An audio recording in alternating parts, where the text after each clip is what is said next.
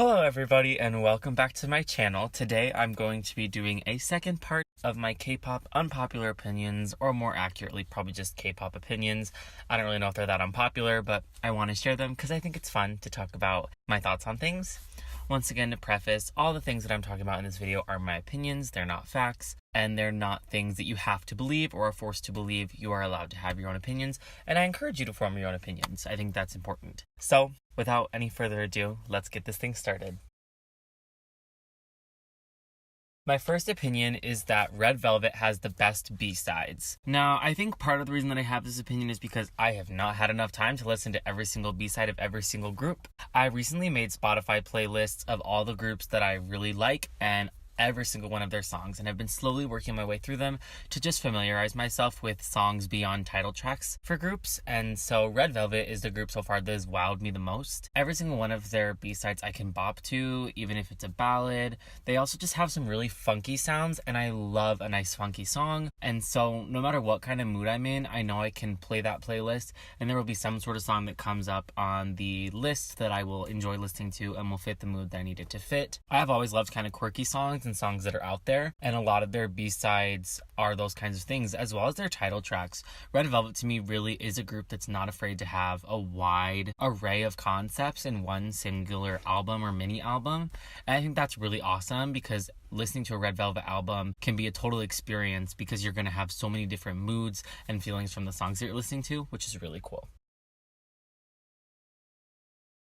My next opinion is that it is okay that Produce 48 may have been rigged. If you're not familiar with the Produce series, this opinion probably won't mean that much to you, but basically there was some controversy with the third series and the final lineup of the 12 girls that were selected to be in IZ*ONE. There were some girls who had not been in the top 12 for a while that somehow shot up to relatively high positions in the top 12, and girls that had been in the top 12 for a long time were knocked out of the top 12 and didn't get to debut with IZ*ONE. There was also some leak that came out about airplane tickets being bought for girls that ended up being in the group before the group was announced. So how would they have known what girls to buy airplane tickets for when the group hadn't been made yet? So there are some shady things that happened. But all in all, I really don't think it's that bad that it may have been rigged. At the end of the day, it's a show where they're trying to create a successful group, and if they just create a group based on what the producers want, it's going to be a group full of visuals for the most part. To me, the girls that were added into the group through this possible rigging, which is like Jo Yuri, Choyena, and Kim Chaewon, they're all extremely talented and are all vocalists in the group, and they probably wouldn't have been in the group if this rigging hadn't happened. So I definitely think it is a little bit important. Jo Yuri is like my favorite vocalist right now out of any group. I love her vocal tone. I love the way she sings, and she wouldn't have been in the group if this rigging hadn't happened, and the group wouldn't have been as successful. Not to drag another survival show group down into the mud, but From Is 9 was formed on Idol School, and I feel like they are a little bit less successful because the talent isn't there as much, because I don't think that show was rigged, and all the visuals got in, and some of the really talented vocalists on the show ended up not getting in because of it. They've gotten better now as they've kept coming back with new songs. Fun was really impressive, and I've seen performances of them where they're actually really impressive and really talented, and that's just them training more and more. It's getting better and better, which is super awesome to see. But if a show like Idol School had the same sort of tampering with the results that IZ*ONE may have had, we may have had a more talented group from the get-go, and that just helps the girls be more successful, which will help their future careers. And it's not the girls' fault that the show may have been rigged, so don't take hate on them. My next opinion is that K-pop is about making money and not about showcasing artist talents. As much as we'd like to think that K-pop likes to show how talented these idols are, at the end of the day, it's about the producers and the managers making money, and that's all it's about. That's why when a song is really successful, a group may come back with a song that sounds very similar to that song for their comeback. But that's okay, they're entitled to do whatever they want to do, and it's just clear that it's a money-making scheme rather than showing off their talent. Yes, talent is showed off, but it's showed off to make money. In my opinion, the intentions are never really pure. It's just managers wanting to make as much money as they can, which that's how it is in any industry, and so it's not something new, but I just feel like there are some people that have this fantasy idea about K-pop showing all these artists' talents, and it is showcasing their talent, but at the end of the day, it's about making money, and a lot of these managers and stuff don't care about the well-being of idols. That's why there's so many scandals all the time. These managers aren't here to take care of these idols and to treat them the way they deserve to be treated. They're here to capitalize off of their talents and their good looks to make money.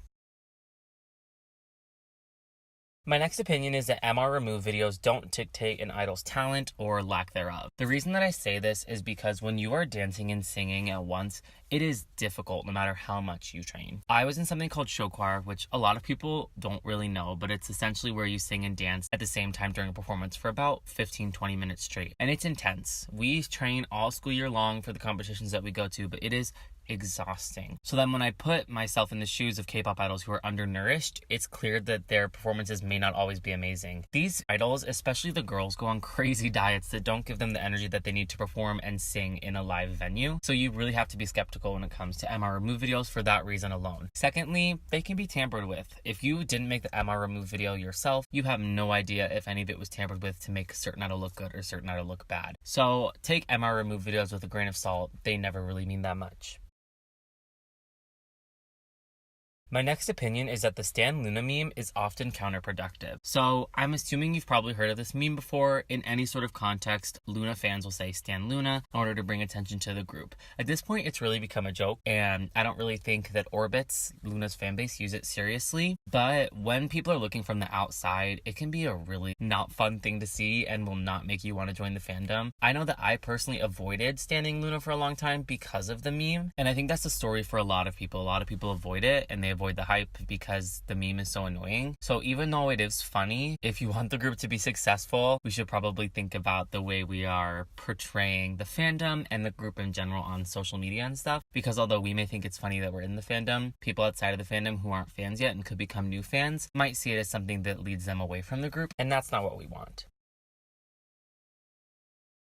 My next opinion is that Idol School has a better concept than the Produce series. The Produce series is where 101 trainees go on the show and they train to be part of the final lineup of the top 11 or top 12 trainees to create a promotional group that will promote together for like 2.5 years or less, and then they will disband and go back to their companies and debut in new groups with their companies. Idol School took a bunch of trainees who were not in companies or were formerly in companies and took them through a literal school, training them to be K-pop idols. I just think that concept is a little bit more interesting, despite the fact that it results in more lackluster performances and stuff because the talent isn't as perfected yet. It's a very interesting concept that definitely wasn't pulled off well, but totally could have been. I think the concept kind of faltered when they started letting people who were former trainees get into the show, because now there's an XYG trainee and an XJYP trainee in the group, and I wonder how they got there. They probably had some popularity from their former companies. So overall, I just think the show's concept is more interesting, even though I'm a total fan of both. My next opinion is that is better than I'm So Sick. I know I just butchered saying I cannot say it, but A-Pink is really amazing, and they're really kind of flipping their image right now and producing songs that they hadn't really done in the past, which is really interesting to see. I like I'm So Sick, but is so amazing and is everything that I need it to be any time of the day. I can listen to it at any time. A lot of people always call I'm So Sick like the perfect comeback. I'm sorry. I'm an gal myself, and I just love that song so much. There's not much more I can say about it. It's just one of my favorite songs, and I think it's better than I'm So Sick. My next opinion is that you need to leave solo stans alone. If there is someone out there that only stands one group, they will learn to change that way. I used to only stand Blackpink. I thought Blackpink deserved to be the nation's girl group. I thought Blackpink was the best girl group out there, no question, and that's why they were the most popular, and no one could tell me otherwise. And now I stand like at least 30 groups. So there's a thing called evolution, and instead of bullying solo stans, it's important to let solo stans slowly immerse themselves into K-pop. There's a lot to it, and there's a lot of new stuff when you join nowadays. The K-pop market is so oversaturated, so you just gotta let those people come into their own. Obviously, if they're being toxic, then that's a different thing, but people that hate on solo stans just for existing, that's not it, sister. Like, we were all solo stans at one point. There is always one group that got you into K-pop, and you probably liked them the most for a while, and eventually your opinion might have changed. And I think it's important to keep that in mind when we are talking about solo stans.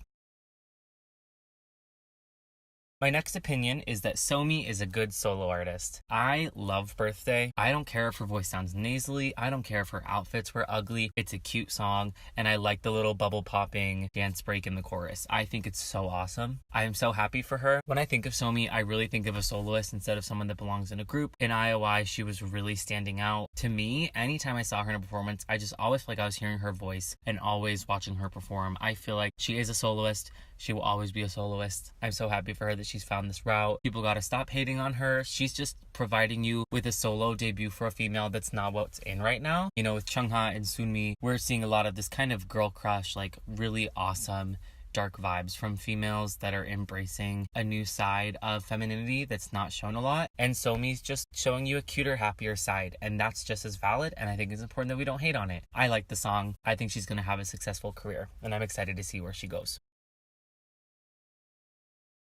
So my final opinion is that Uh-Oh is Idol's best song. I guess I shouldn't say best song, I should say best title track. And even still, it's not even a title track, it's an online digital, but it's their best song with a music video. I love Uh-Oh so much. It is speaking to me right now with its 90 vibes and the hip hop vibes. Like, that's very much what I'm into right now outside of the realm of K-pop. So the fact that they came and fit that niche for me, it was beautiful. It's everything I needed. Latata, Han, and Senorita wish that they could be the girl that Uh-Oh is. I literally love it so much. I listen to it all the time. And maybe it's recency bias, but I swear I could listen to that song forever. Oh my god. It's gonna be such an iconic era. They finally gave Shuha lines and like Yuki with the orange hair and like, oh, it's just so good. It's such an iconic era. And even though it's not getting as much recognition as their other eras, it is still great. Alright, thank you so much for watching this video. If you enjoyed, please like the video, comment down below some of your unpopular opinions or your thoughts on mine, and subscribe to my channel. It would be greatly appreciated. These videos are a lot of fun to make. I had a blast making the first one, so I'm already here making the second one, and I can't wait to make more and make even more types of videos. If you have any ideas for video topics that I should create, comment them down below. I'm totally open to suggestions as I'm figuring this channel out.